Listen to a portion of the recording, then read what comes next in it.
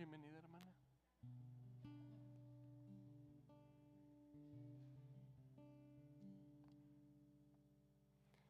Pues vamos a empezar. Si quieres ponerte de pie, Mae. Digo, pueden ponerse de pie, pero pues a quienes les digo. Y no te quería decir, pero vamos a orar. Ah, sí, toda la producción. Mi George, bienvenido, bro, justo a tiempo. Vamos a orar y vamos a poner este momento en manos de nuestro Dios, consagrándolo para Él. Jesús, solamente tú puedes recibir verdaderamente nuestra adoración.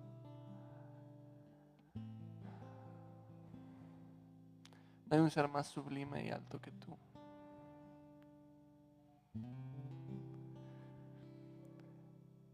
Ese increíble carácter que tú has mostrado, que siendo el creador del universo, que siendo todopoderoso, dijiste: aprendan de mí que soy manso y humilde de corazón. Y realmente tú eres sublime, tú eres majestuoso, tú eres increíblemente tierno, amoroso.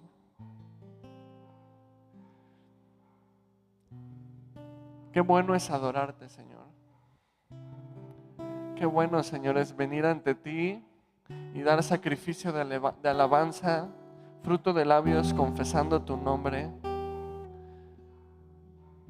Qué bueno, Señor, que tu trono de la gracia está abierto y que nos acercamos, Señor, no como desconocidos, sino como hijos, porque no hemos recibido el espíritu de esclavitud para estar en temor, sino el de adopción que clama: Abba, Padre.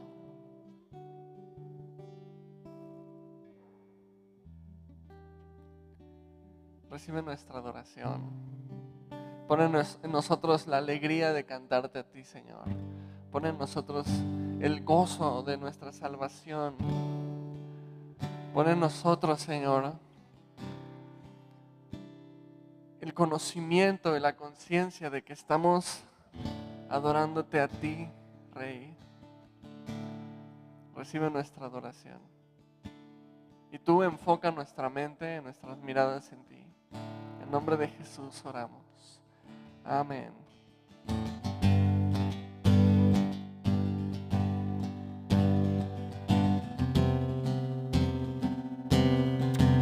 ¿Quién rompe el poder?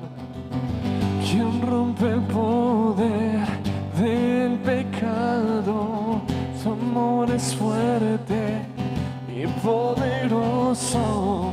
El Rey de gloria, el Rey de majestad. Conmueve el mundo con su estruendo y nos asombra con maravillas. El Rey de gloria, el Rey de majestad. Gracias sublimes, perfecto es su amor. Tomaste mi lugar, cargaste tú mi cruz, tu vida diste ahí, y ahora libre soy. Jesús, te adoro por lo que hiciste en mí.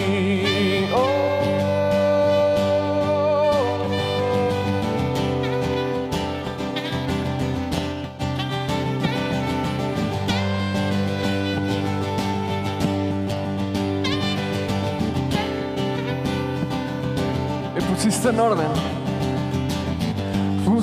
en orden todo el caos. No nos adoptaste como tus hijos, el Rey de gloria, el Rey de majestad,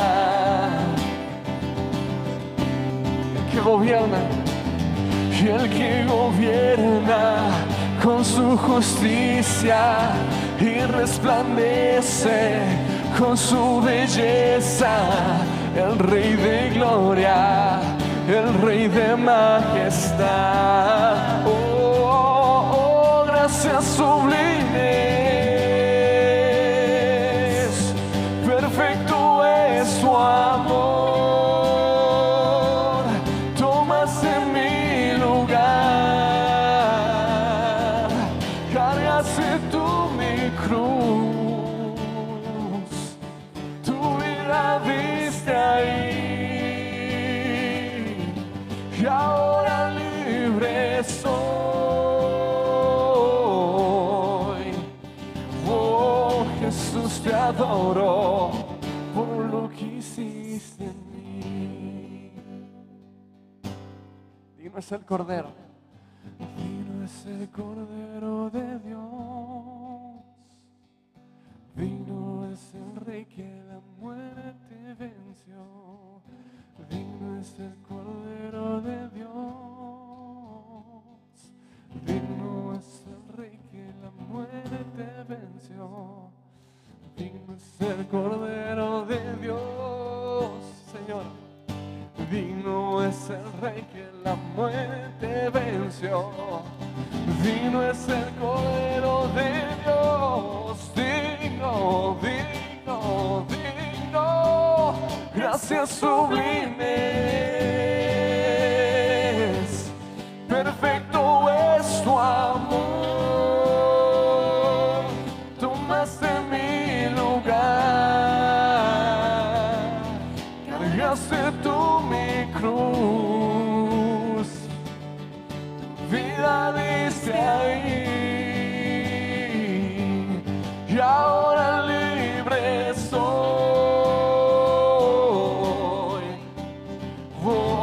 Jesús, te adoro por lo que hiciste en mí.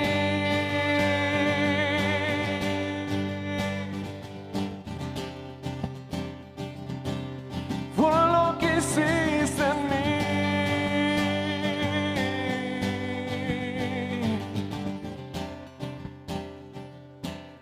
Por lo que hiciste en mí. Amén, Jesús. ¿Qué te parece si le damos ese aplauso a Cristo?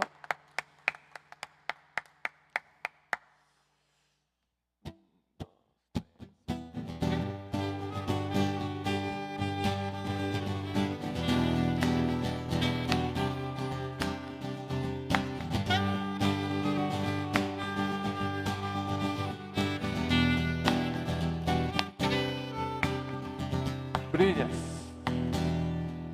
brillas, oh Dios, hermoso eres tú, sabio Dios, maravillas tú nos das en mi oscuridad, el cielo haces brillar. Te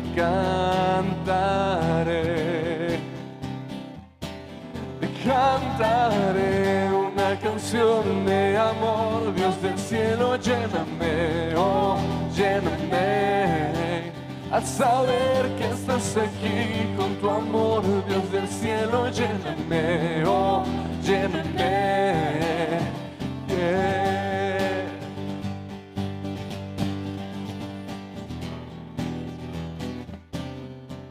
Nuevo otra vez. Nuevo otra vez. Volver a empezar. Mi Creador. Me das tu amistad. Mi alma te alabará. Eres mi Creador. Te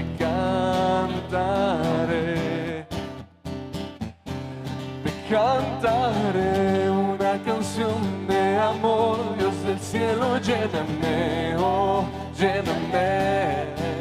Al saber que estás aquí con tu amor, Dios del cielo, lléname, oh, lléname. Yo te cantaré una canción de amor, Dios del cielo, lléname, oh, lléname. Al saber que estás aquí con tu amor, Dios del cielo, lléname, oh, lléname.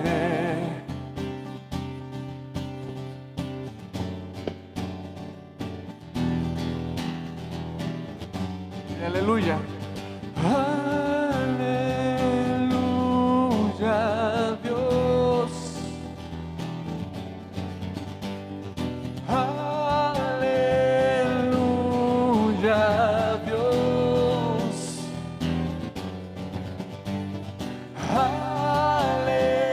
Aleluya, Dios.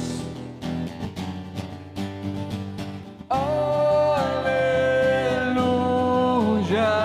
Dios. Dios, te cantaré una canción de amor. Dios del cielo, lléname, oh, lléname. Al saber que estás aquí con tu amor, Dios del cielo, lléname, oh, lléname. Yo te cantaré una canción de amor, Dios del cielo, lléname, oh, lléname. Al saber que estás aquí con tu amor, Dios del cielo, lléname, oh, lléname, yeah.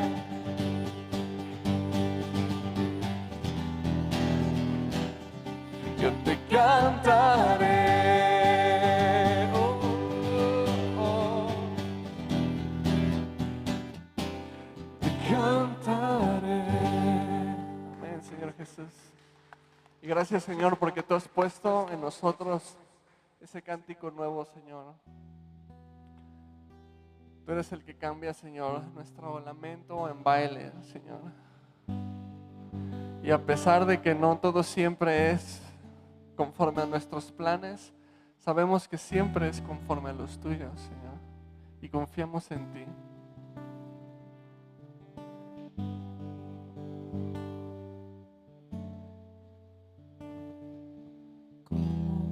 Recibiré de ti el bien y el mal rechazaré. Si sé que tú eres Señor, soberano y justo, como no he de alabarte en bendición y olvidarte en el dolor. Si sé que tienes el control de toda tu creación,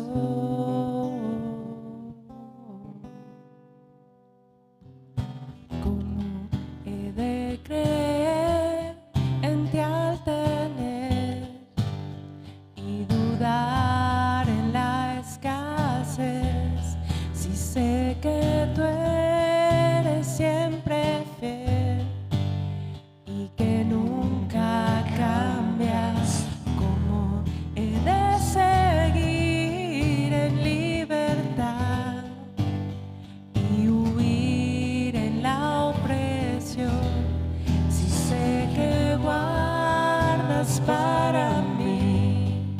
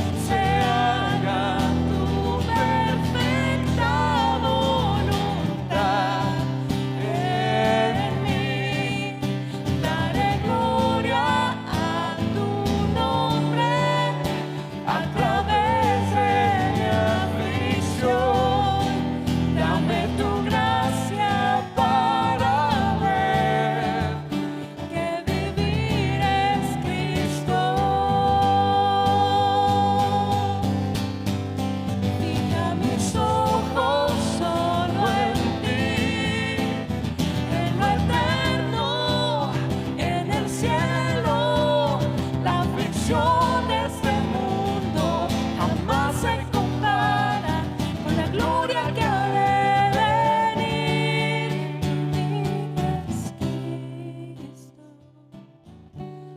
Vivir es Cristo.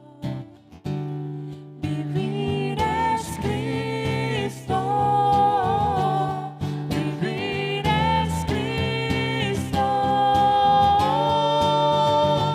Bendito sea el nombre del Señor en todo tiempo. Se haga tu perfecta voluntad en mí. Daré gloria a tu nombre a través de mi aflicción. Dame tu gracia para ver que vivir es Cristo. Vivir es Cristo.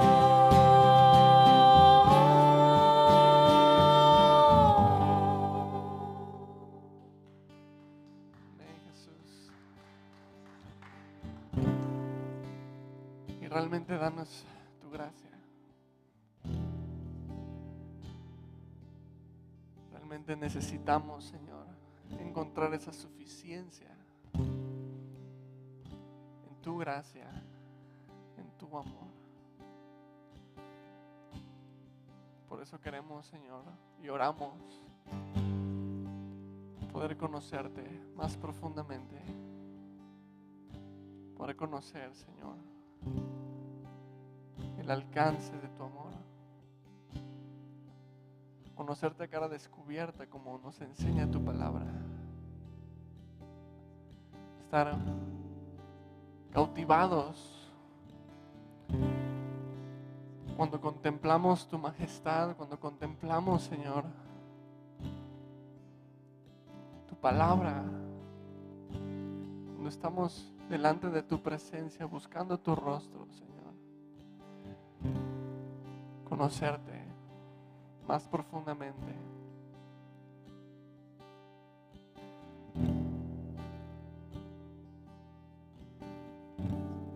Le quiero conocerte. Quiero conocerte cada día más a ti, entrar en tu presencia y adorar.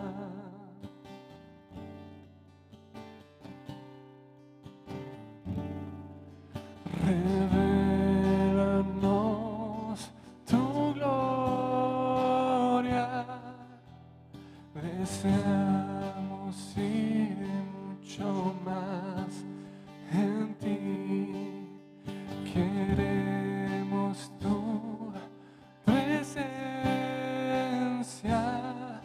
Jesús.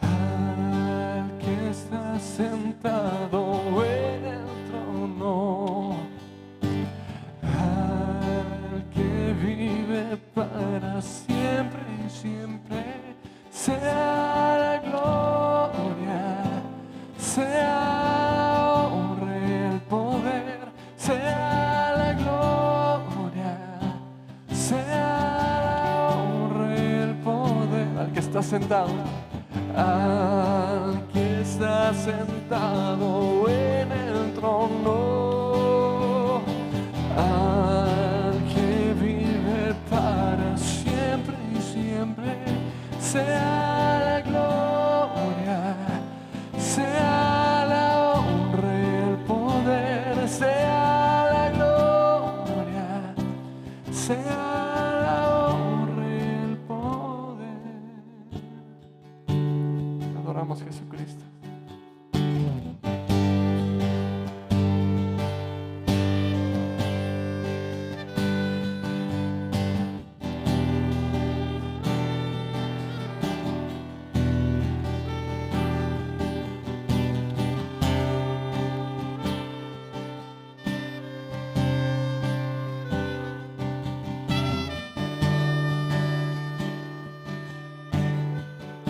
Quiero conocerte.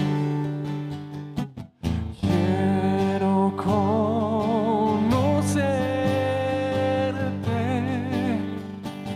cada día más a ti, entrar en tu presencia y adorar.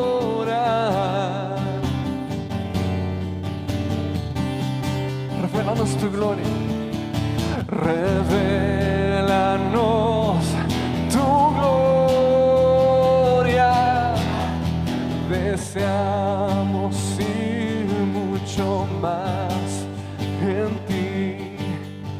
Queremos tu presencia, Jesús.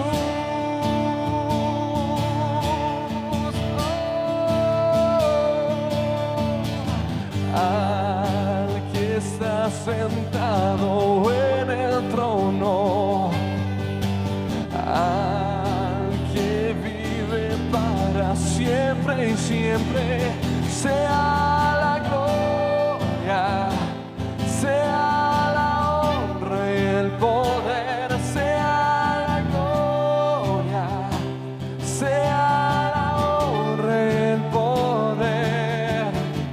Al que está sentado en el trono, al que vive para siempre y siempre, sea la gloria, sea la honra y el poder, sea la gloria, sea la honra y el poder, sea la gloria, sea la honra y el poder, sea la gloria, sea la honra y sea la gloria, sea la gloria, sea la honra y el poder, sea la gloria, sea la honra y el poder, sea la gloria, sea la honra y el poder, sea la gloria, sea la honra y el poder. Y al que está sentado en el trono, al que vive para siempre y siempre, sea la gloria. Levanta tu voz. Sea la honra y el poder, sea la gloria, sea la honra y el poder. Toda la gloria es tuya, Señor Jesucristo.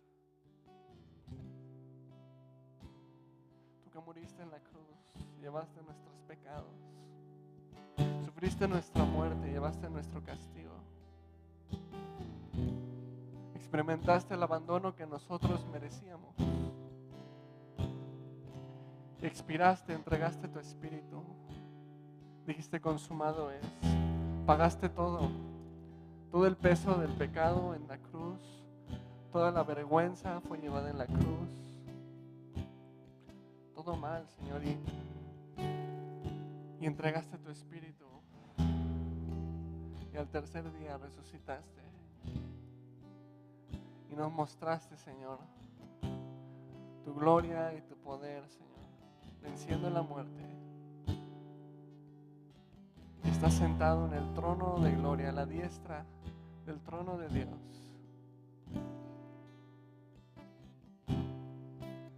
Y ángeles cantando día y noche, Santo, Santo, es el Dios Todopoderoso. A ti, Señor, sea toda la gloria y la honra, Jesús. Rey de reyes y Señor de señores, pero nuestro Rey, nuestro Señor, nuestro Salvador. A ti sea la gloria, Jesús. Recibe el honor. Recibe, Señor, nuestra gratitud. Enséñanos a perder nuestra vida para ganarla, para ti. Enséñanos a vivir negándonos a nosotros mismos y tomando nuestra cruz y siguiéndote. Enséñanos que la adoración no es un tiempo de música. Enséñanos que la adoración es una vida rendida a ti. Es entregarnos a nosotros mismos para seguirte. Es subir al altar del holocausto para ser consumidos por completo. Enséñanos a hacer olor fragante, alabanza y adoración para ti. Recibe verdadera alabanza y verdadera adoración de nosotros. Y hazlo, Señor, llenándonos de tu Espíritu. Hazlo, Señor, poniendo, Jesús, ese bautismo sobre nosotros. Te lo pedimos. Amén. ¿Por qué no saludas a quien tienes ahí cerquita de ti? Salúdense unos a otros, hermanitos. Bienvenidos.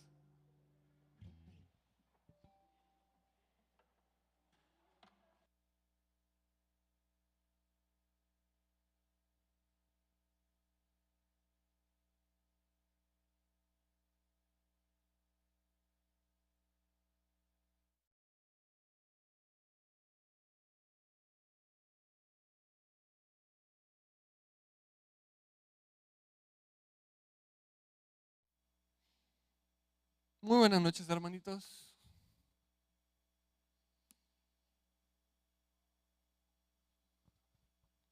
Vamos a Segunda de Crónica, capítulo 35. Segunda de Crónicas 35.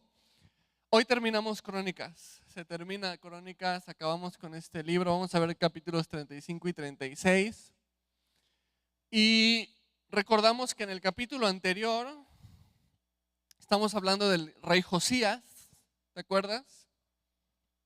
Este rey que hizo lo recto delante de los ojos de Jehová y empezó reformas en todo el pueblo y restablecer adoración a Dios y quitar lugares altos de adoración pagana y de pronto en las obras que están haciendo en el templo, están limpiando y reconstruyendo, reparando el templo y en eso se encuentran.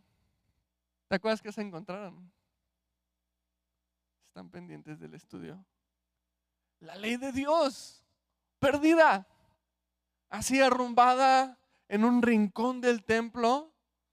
Se encuentran la ley de Dios y la traen a Josías y se la leen a Josías. Y lo que hace Josías, después de escuchar la ley de Dios, rasgar sus vestiduras. Estamos bajo el juicio de Dios porque no hemos seguido su ley, porque no hemos sido fieles a su palabra. Y entonces comienza, o sea, si ya estaba haciendo un cambio Josías en el pueblo para bien, porque empezó a buscar al Señor, ahora que se encuentra con la ley de Dios, empieza a hacer reformas y empieza, o sea, a barrer con toda idolatría, a romper todo ídolo, quitar todo lugar alto. Y entonces en el capítulo 35 vemos la continuación. ¿Qué es lo que sucede cuando un hombre se encuentra de esa manera con la ley de Dios? La palabra es avivamiento. Ahora muchos dicen que el avivamiento es emocionarnos mucho por Dios y cantar muy fuerte para Dios y que las iglesias se llenen de jóvenes o que los congresos rebosen de jóvenes. Pero avivamiento que vemos en la palabra, en la Biblia, el avivamiento se basa en el reencuentro con las Escrituras. En eso se basa el avivamiento. Y Dios transformando por medio de su palabra a personas rendidas por completo a Él, a su palabra dispuesta. Eso es avivamiento. Y entonces hoy vamos a ver ese avivamiento en Josías, reencontrándose con la ley de Dios y continuando con lo que hizo.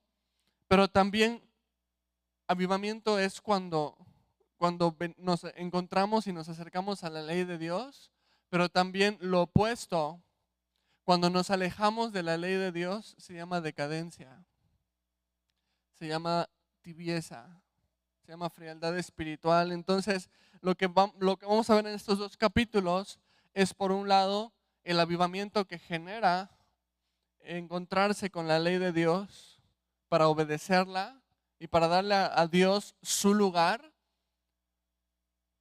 pero también la decadencia que genera alejarse de la ley de Dios. Y este capítulo nos relata, el capítulo 36 nos relata el cautiverio y cómo Judá termina al cautiverio. Así que vamos a ver ese contraste súper extremo.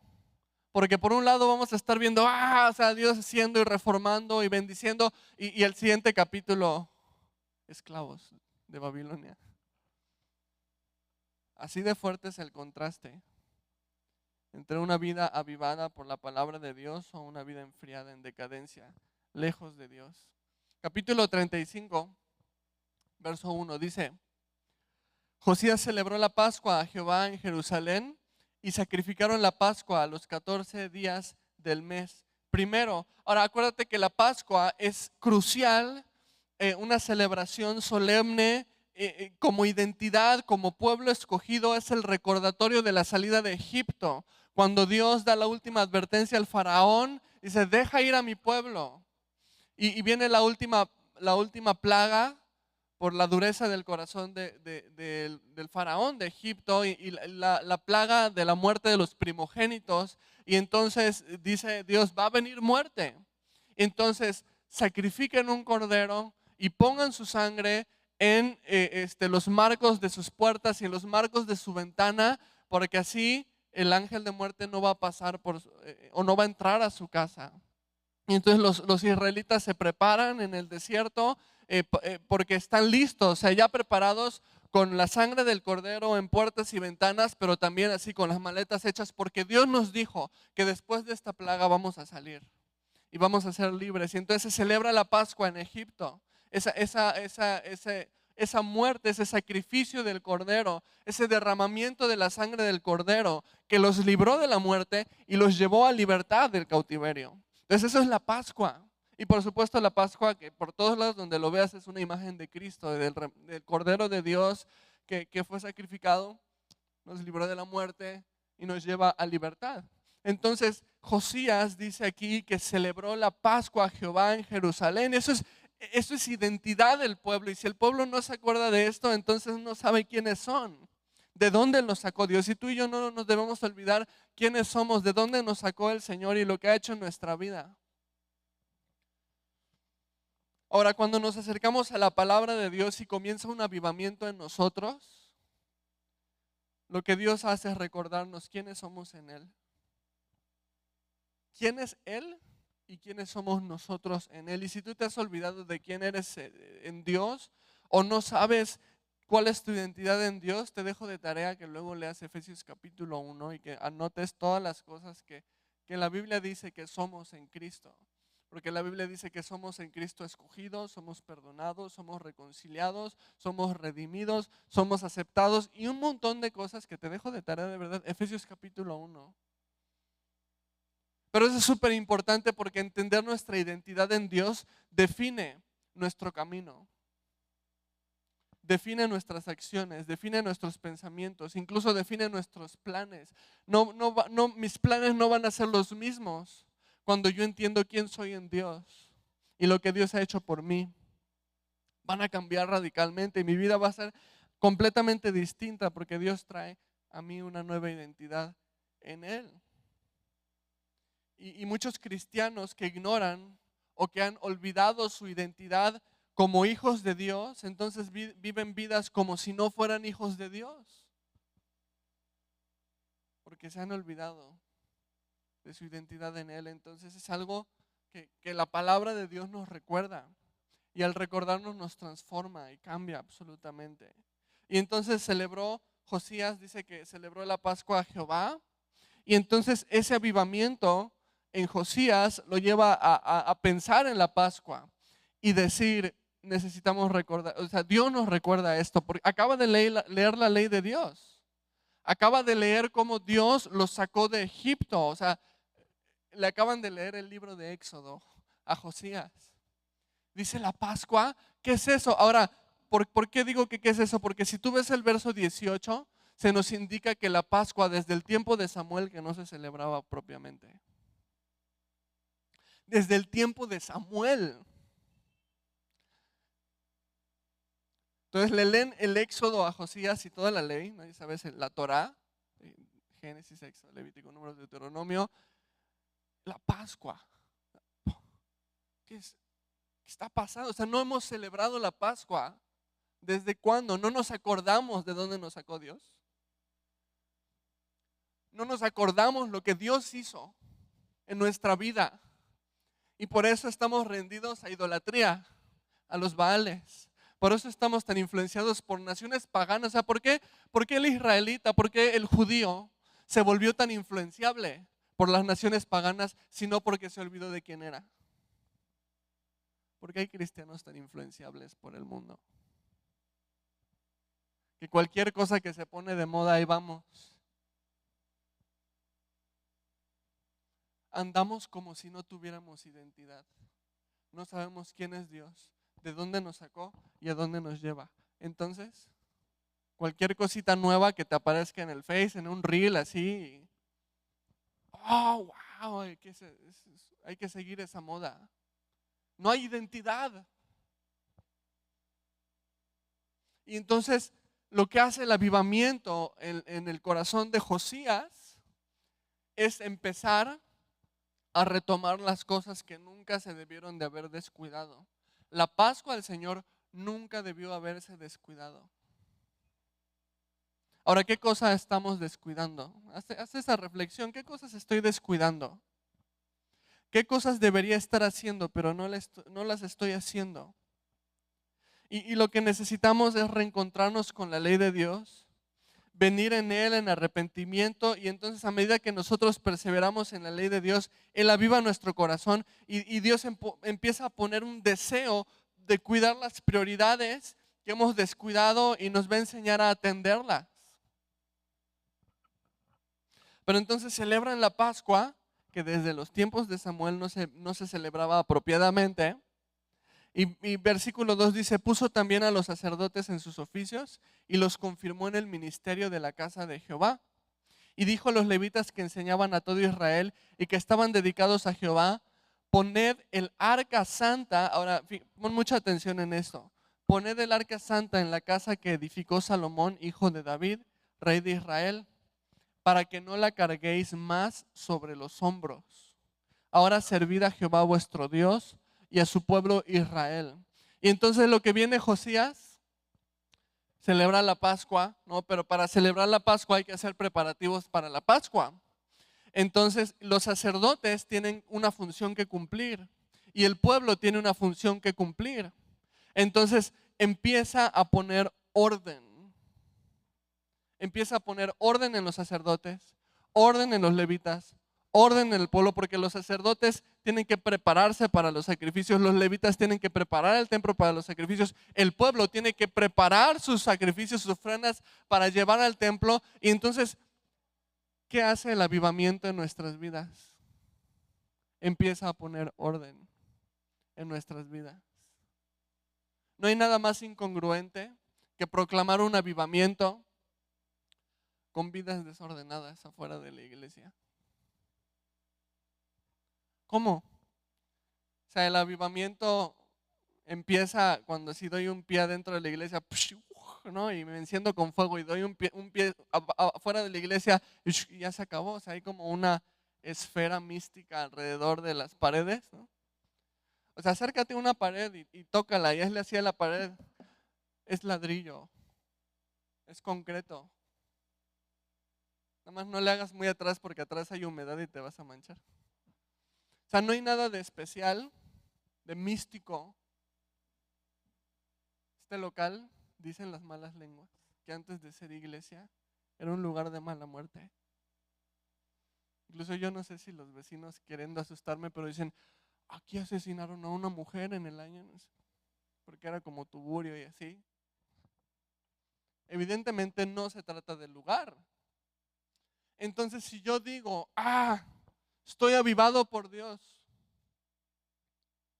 estoy en fuego por el Señor, pero nada más acá y en casa. Y si tú te fijas, lo que pasa con ese avivamiento en el corazón de Josías es que empieza a poner orden y le dice a los sacerdotes esto, a los levitas esto, al pueblo esto, porque tenemos que celebrar la Pascua de Jehová. No podemos seguir así, desordenadamente. Y entonces viene la pregunta, ¿cómo puede mi vida ser ordenada? ¿Cómo puede mi vida ser reparada? ¿Cómo puede mi vida ser como debe de ser o como Dios quiere que sea? Necesitamos lo que Josías está experimentando. Necesitamos avivamiento de la palabra en nosotros. Necesitamos reencontrarnos de tal manera con la ley de Dios que lágrimas caigan de nuestros ojos, de arrepentimiento, de decir, Señor, ¿qué hemos hecho? ¿Cómo hemos fallado? Y tú sigues aquí. Necesitamos reencontrarnos con la palabra de Dios de tal manera que el Espíritu traiga convicción en nosotros, fuego en nuestro corazón, pero fuego no de meras emociones, sino fuego que viene a consumir nuestra vida, llevándonos al altar del sacrificio. Y esa es una obra que solamente puede hacer Dios por medio de su palabra y por medio de su Espíritu. Pero tú y yo necesitamos acercarnos a su palabra con el corazón abierto, con el corazón pelón, así, sin nada más que decir, Dios, recibo lo que tú quieres decirme y hablarme. Me arrepiento de lo que tú me dices que tengo que arrepentirme y te sigo. Porque Él sí puede cambiar nuestro corazón. Él sí puede llevar nuestra vida a donde debe de estar. Pero no lo va a llevar si nuestro corazón sigue endurecido hacia su palabra. O si nuestro corazón está encallecido. Estoy tan acostumbrado de escuchar sobre el Evangelio y las verdades de Dios que ya tengo callo y ya no me produce ningún arrepentimiento, ninguna convicción. Entonces, Señor, a lo mejor esta es la oración que tenemos que hacer el día de hoy. Rompe esos callos que he hecho hacia tu palabra. Dame un corazón tierno para tu palabra. Y en la Escuela de Ministerio estamos empezando a leer un libro que se llama El conocimiento del Dios Altísimo y te lo recomiendo y si quieres te lo puedo pasar. Que nos habla acerca de cómo la iglesia se ha perdido, acerca de conocer al Dios Altísimo, a ese Dios Santísimo, y ha perdido de vista la majestad y la magnificencia de Dios. ¿Cuándo fue la última vez que leyendo tu Biblia y conociendo algo del Señor, brotaron lágrimas de tus ojos, de decir, esto es maravilloso, esto es Dios? La iglesia está perdiendo eso. La iglesia está endurecida, tiene un callo así. ¿Qué callo? Juanete, ¿no? Y entonces, pero mira a Josías. Mira lo que hace encontrarse así de frente con la ley de Dios. Y entonces se voltea con los levitas y les dice ahí en el versículo 3 que dijo a los levitas que enseñaban a todo Israel que estaban dedicados a Jehová: poned el arca santa en la casa que edificó Salomón, hijo de David, rey de Israel, para que no la carguéis más sobre los hombros. Y entonces, ¿qué es lo que empieza a hacer Josías? No solamente empieza a ordenar a los sacerdotes, a los levitas, al pueblo, sino lo más importante, hay que poner el arca de Dios en el lugar en el que le corresponde estar. Y el arca de Dios es una representación de la presencia de Dios. Por eso cuando Dios da la ley, acuérdate, Josías acaba de leer la ley y se acaba de dar cuenta dónde debe estar el arca de Dios. En el templo, en el lugar santísimo. ¿Por qué? Porque ese es el centro del pueblo. Porque se supone que el templo está en el centro de todo el pueblo. Y la presencia de Dios se supone que tiene que estar en medio de todos.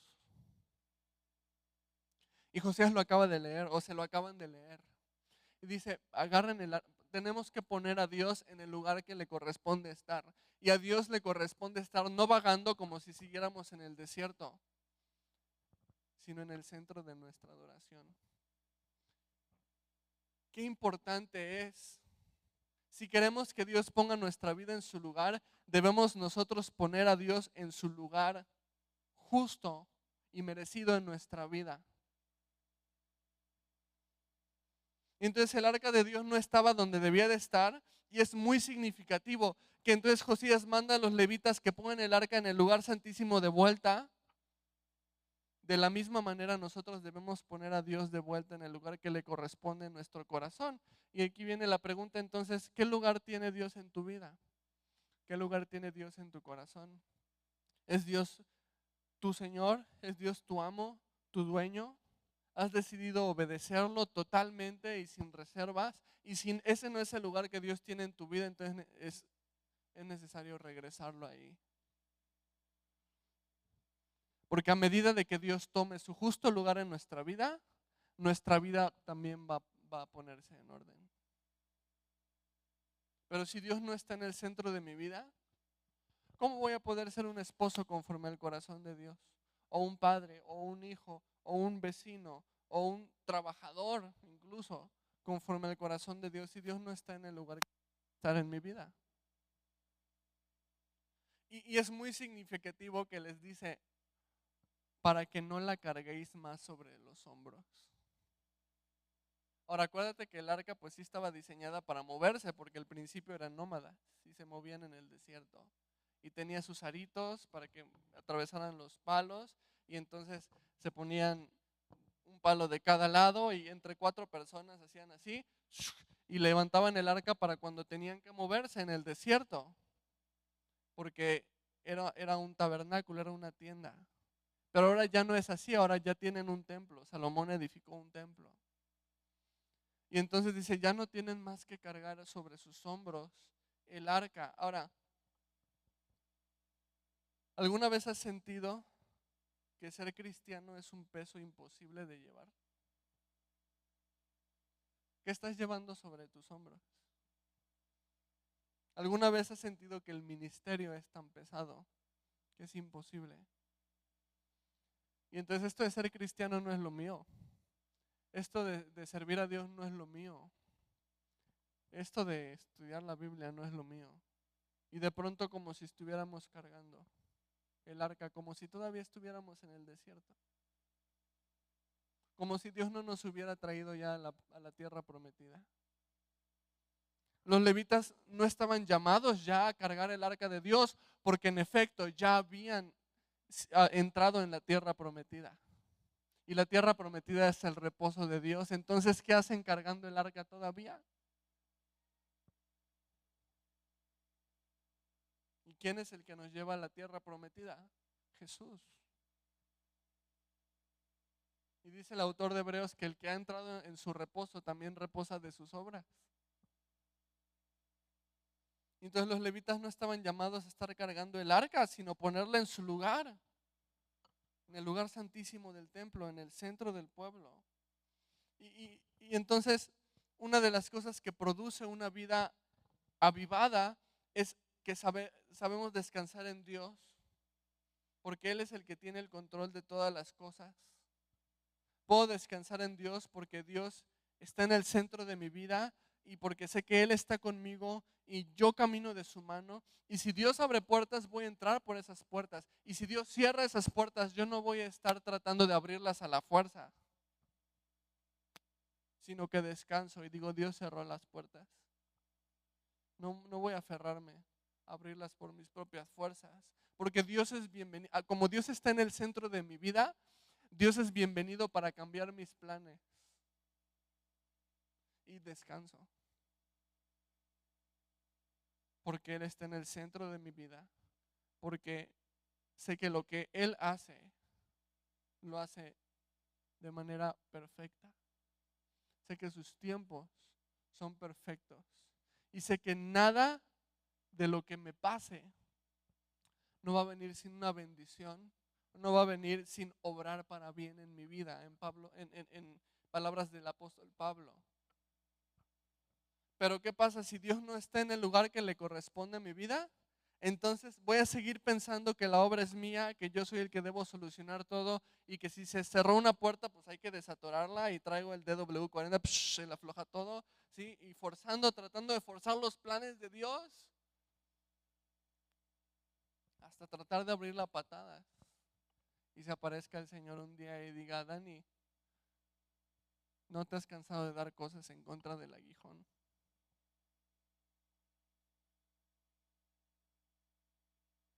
Porque sigo cargando el arca de Dios sobre mis hombros, como si todavía estuviera perdido en el desierto.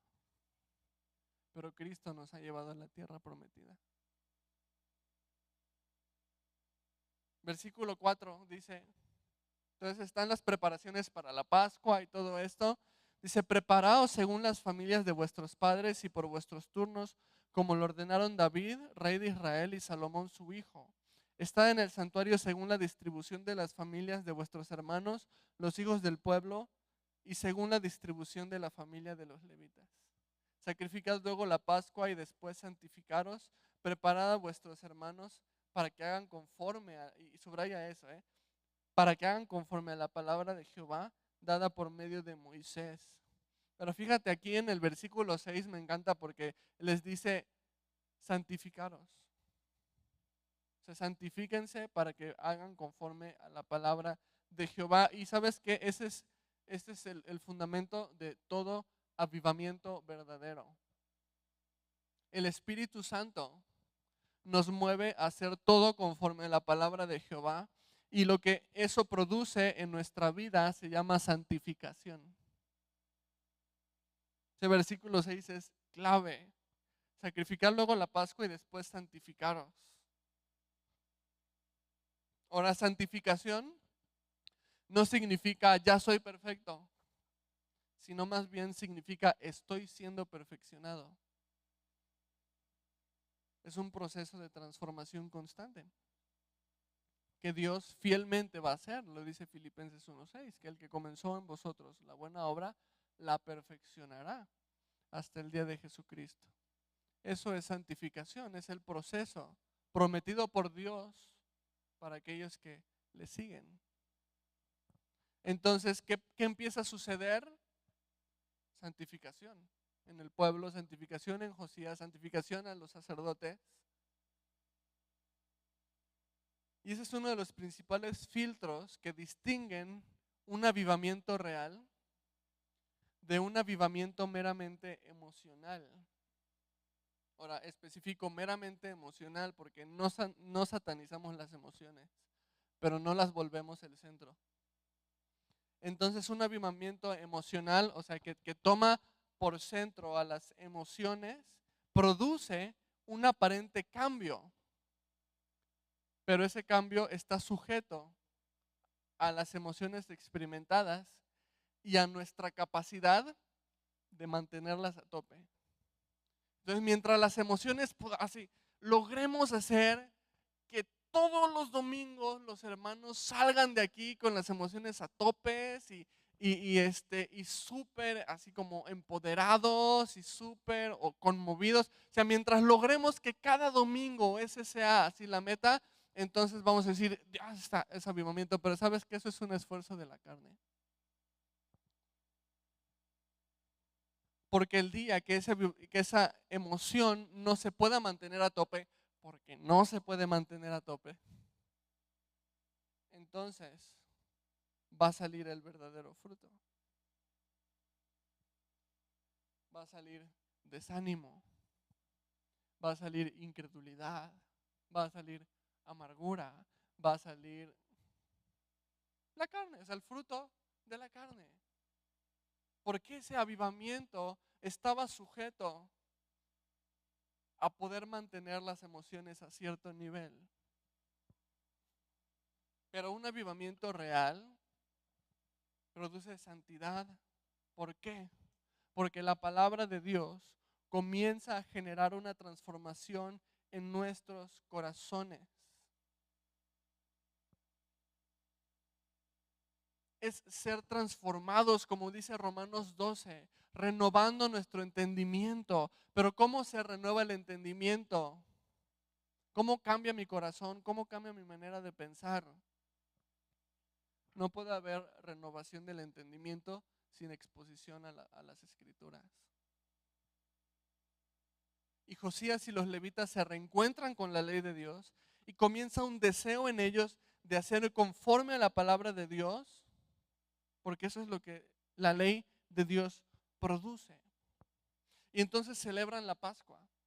Y del versículo 7 hasta el versículo 17 se relata todo el proceso de sacrificios y de celebración de la Pascua en sí, y haciendo énfasis en el verso 12 que todo fue escrito, o todo fue hecho según está escrito en el libro de Moisés. O sea, todo fue basado en la Biblia, en lo que se reencontraron, desde las ofrendas y los sacrificios hasta los cantores y la música. O sea, todo fue hecho conforme a la palabra de Dios.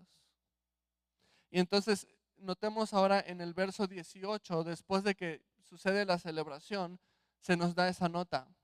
Y dice: nunca fue celebrada una Pascua como esta en Israel desde los días de Samuel el profeta. Ahora dices, wow, cómo tenían en abandono a Dios, ¿no? Pero más triste es lo que sigue.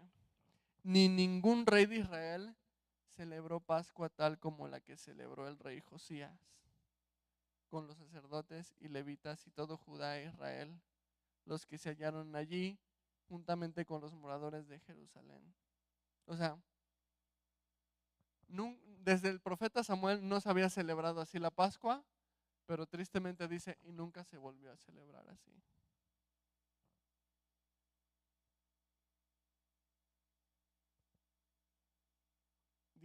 Dice: esta Pascua fue celebrada en el año 18 del rey Josías. Ahora yo quiero que notemos el proceso que pasó con el rey Josías y el avivamiento que hubo en el rey Josías. Si podemos poner la siguiente diapositiva. Si analizamos la historia, ¿qué es lo que sucede en ese avivamiento? Uno, se reencuentra con la ley de Dios. Y ese reencontrarse con la ley de Dios produce ¿qué? Número 2, arrepentimiento. Se arrepiente, reconoce su pecado, el pecado del pueblo. Y ese arrepentimiento produce, número 3, un regreso al arca de Dios, al lugar que le corresponde, que es en el centro del pueblo, en el templo. Entonces, ese arrepentimiento produce poner a Dios en el lugar que le corresponde, y poner a Dios en el lugar que le corresponde produce, número 4, santificación. Se santifican, se preparan para celebrar la Pascua. Y esa santificación es un proceso que produce ¿qué? Número 5, retoman la Pascua que no se celebraban apropiadamente desde el tiempo de Samuel. Entonces esa santificación empieza a poner orden, y las cosas que estaban en descuido dejan de estar descuidadas. Las cosas que estaban desordenadas comienzan a tomar nuevamente su orden. Porque muchas veces somos como la tierra en Génesis capítulo 1, que dice que estaba desordenada y vacía. Y ese puede ser nuestro caso. Y lo único que ordenó una tierra desordenada y vacía fue Dios. Y lo único que puede ordenar una vida desordenada y vacía es Dios. Y entonces esto sucede en la vida de Josías. Y sucede hacia el pueblo, porque Josías como rey empieza a reformar al pueblo conforme a ese avivamiento. Ahora, ese mismo proceso lo podemos encontrar en aquel que rinde su vida a Dios. Aquel que rinde su vida a Dios, número uno, tiene un encuentro con Dios y su palabra. Confiesa y se arrepiente de su pecado. Decide poner a Dios en el lugar que le corresponde en su vida. La palabra pone un anhelo por la santificación, por la santidad. Dios comienza a transformar y a poner en orden en su vida, ¿no? Entonces, esto es avivamiento y su resultado. Ahora, versículo 20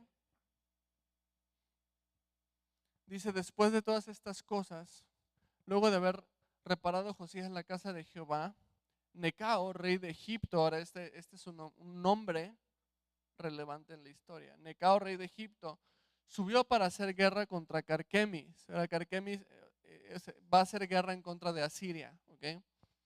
Junto al Éufrates, y salió Josías contra él. Y Necao le envió mensajeros diciendo: ¿qué tengo yo contigo, rey de Judá? Yo no vengo contra ti hoy, sino contra la casa que me hace guerra. Y Dios me ha dicho, ahora fíjate, ¿quién lo está diciendo? El rey de Egipto está diciendo esto. Y Dios me ha dicho que me apresure. Deja de oponerte a Dios, quien está conmigo. No sea que Él te destruya. Entonces, caray, ¿no? O sea, un giro inesperado. De pronto ahora resulta que el rey de Egipto le habla a Dios y que Dios está con él y que si te metes conmigo Dios te puede destruir. Ahora, esto es un conflicto, para empezar, en el que Josías no tiene nada que ver. Diríamos, no tiene vela en el entierro, porque este es un conflicto entre Egipto y Asiria. Entonces, la primera pregunta es: ¿por qué se mete? ¿Por qué se mete Josías en ese conflicto? Ahora, si tú te metes en cosas que no te corresponden, también te vas a meter en problemas. No lo hagas. Ahora, probablemente el motivo es político, porque Israel desde hace tiempo le está haciendo ojitos a Siria. Israel y Judá desde hace tiempo están tratando de tener un lazo pacífico con Asiria, porque Asiria parece que es la gran potencia, el gran imperio de ese momento. Entonces, lo que pensaríamos, porque realmente no hay un motivo por el cual Josías se metiera a defender a los asirios, entonces es político. Él quiere fortalecer el lazo con los asirios. Ahora, eso es un problema, porque están poniendo su confianza en las naciones poderosas en lugar de el Dios poderoso. Y de pronto el rey de Egipto le dice: ¿tú qué? ¿No? O sea, ¿qué te metes? Yo no tengo problemas contigo, yo tengo problemas con esos, ¿no? Pero te advierto que es Dios el que me dijo que yo vaya contra ellos. Y si tú te me opones, quizás Dios te vaya a destruir, ¿no? Ahora, imagínate eso, ¿no? ¿Qué crees que pasó por la mente de Josías cuando el rey de Egipto le dice esas palabras? Es sorprendente. Una de las cosas que me impresiona más al leer la Biblia es la manera en la que Dios puede hablarle a quien Él quiera hablarle y puede usar a quien Él quiere usar. Y tú dices: ¿qué tiene que ver el rey de Egipto con Dios? Si Egipto no es la nación escogida, es Israel, ¿no? Pero ¿sabes qué pasa? Que Dios puede glorificarse en lo que Él quiera, con quien Él quiera. Y a los cristianos a veces nos cuesta trabajo procesar eso. Y a Josías le costó trabajo procesar eso.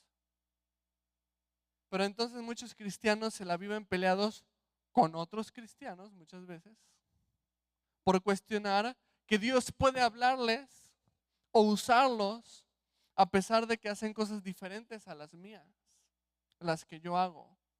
Y a pesar de que yo clamo que tengo una sana doctrina y que son neopentecostales, ¿qué les va a hablar Dios? Son más hijos del diablo que quién sabe qué.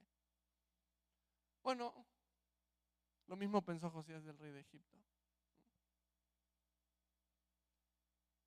cuando nos apresuramos a juzgar y nos hacemos jueces de otras iglesias, de otros movimientos, de otros pastores, de otras denominaciones, cuando nos apresuramos a descalificar a otros, puede que nos suceda lo que le sucedió a Josías. Terminó yendo en contra de Dios. Porque resulta, te cuento, que Dios efectivamente le había hablado al rey de Egipto. Que Dios efectivamente había mandado a Egipto contra los asirios. Y efectivamente Josías, al tratar de imponerse en medio, estaba yendo contra la voluntad de Dios. ¿Cómo te quedó el ojo? ¿Qué? Pero si era el hombre avivado, era el hombre del momento. Si era el hombre que se reencontró con la ley de Dios. Fíjate, 22. Mas Josías no se retiró, sino que se disfrazó para darle batalla y no atendió a las palabras de Necao, que eran de boca de Dios. Fíjate, hasta el texto te lo termina relatando, que sí eran de boca de Dios. Y vino a darle batalla en el campo de Megido. Y entonces resulta que sí fue Dios el que había enviado al rey, el que le había hablado al rey de Egipto. O sea, lo mínimo que tuvo que haber hecho Josías era haber buscado a Dios y preguntadole a Dios, ¿no? O pedido consejo con los profetas, o pedido consejo con los sacerdotes. Pero Josías está tan seguro de que Dios no le va a hablar a alguien tan inicuo, a alguien tan malvado. Dios no le va a hablar a alguien tan chueco y tan desviado como el rey de Egipto. Ahora, ¿de qué se trata el evangelio, hermanos?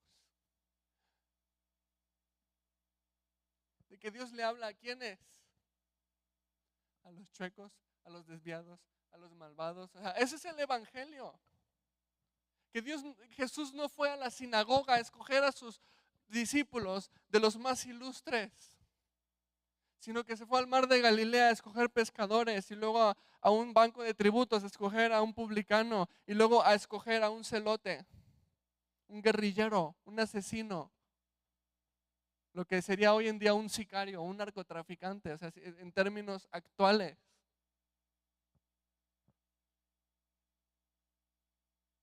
Nos cuesta tanto trabajo entender el evangelio. Y Josías no podía ver eso. ¿Cómo Dios le va a hablar a alguien así? Versículo 23. Y los flecheros tiraron contra el rey Josías. Entonces dijo al rey a sus siervos: quitadme de aquí porque estoy gravemente herido.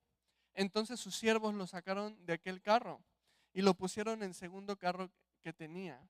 Y lo llevaron a Jerusalén, donde murió, y lo sepultaron en los sepulcros de sus padres. Y todo Judá y Jerusalén hicieron duelo por Josías.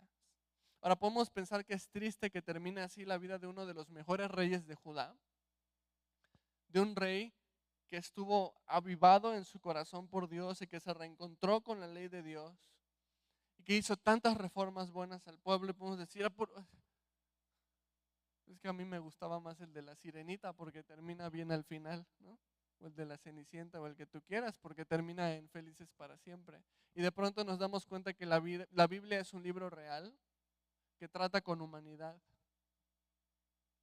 Y gracias a Dios que la Biblia nos muestra la humanidad y la falibilidad del hombre, porque Josías no fue un hombre perfecto, pero sí fue un hombre de Dios.